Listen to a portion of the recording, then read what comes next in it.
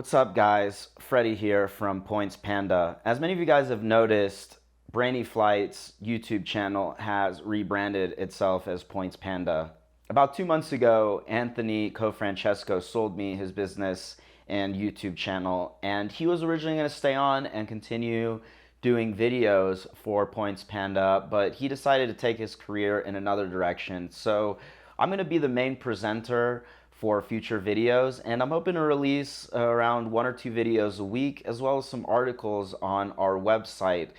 I run a points booking service that I've been doing for over a year, even though I've been casually doing it for friends for over 2 or 3 years. So I know everything about credit cards, travel hacking, and the best points redemptions as well. From now on, I'll be the presenter. I hope you guys like the content I'm going to put out. We're going to have a podcast. Going to be starting that pretty soon as well. And I'll see you guys soon. And once again, this is Freddy from Points Panda, and see you soon.